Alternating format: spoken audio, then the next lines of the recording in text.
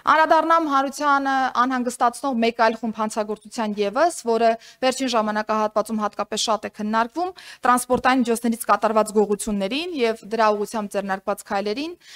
Հարգելի գործընկերներ, ես ուզում եմ մի բան առնվազն ներկայացնել ձեզ, որը ինձ համար առանձնացրել եմ, երբ որ մենք որոշակի ժամանակահատվածում ունենում ենք տարբեր դեպքերի ինտենսիվություն, այսինքն հաճախականությունը մի ամսվա կտրվածքով նկատվում, մենք իներցիայով անընդհատ խոսում ենք այդ խումբ հանցագործությունների էական աճի մասին կամ ընդհանուր հանցավորության պատկերում էական փոփոխությունների մասին, եւ ես ուզում եմ թվային պատկերով ներկայացնել իմ ասածը, թե ինչպիսի իրավիճակ ունենք։ Տեսեք, մենք համացանցով տարբեր ժամանակահատվածներում քննարկում ենք այս խումբ դեպքերը, ընդ որում նաեւ падգամավորներն են բարձրաձայնում այս հարցի մասին, օբյեկտիվ իրականության մեջ այո, տրանսպորտային միջոցներից կատարված գողությունների մասով ունենք խնդիր, բայց վիճակագրական պատկերում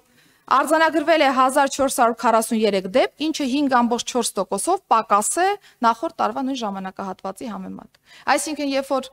նայում ենք վիճակագրական պատկերը, նկատում ենք, որ անցած տարվա 9 ամիսների համադրությամբ մենք ունենք տրանսպորտային միջոցներից կատարված գողության դեպքերի նվազում։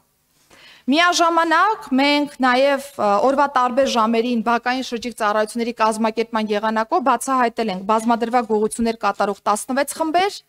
եւ շորթում կատարող 4 հանցավոր խմբեր, ինչը կարծում եմ առաջիկայում նաև էական նշանակություն կունենա այս հանցավորության վիճակագրական հետագա պատկերի մասով։ Բնականաբար այս արդյունքները գոհացուցիչ համարել անձամբ ես չեմ կարող, որովհետեւ ի վերջո շարունակում են այս խումբ հանցագործությունները տեղի ունենալ եւ մտահոգել մեր հանրությանը, ըստ այդմ հանդես ենք եկել օրենսդրական նախաձեռնությամբ, որով որ խստացվել է քրեական պատասխանատվությունը տրանսպորտային միջոցների բաղադրիչ մասերի սարքերի կամ սարքավորումների գողության առումով,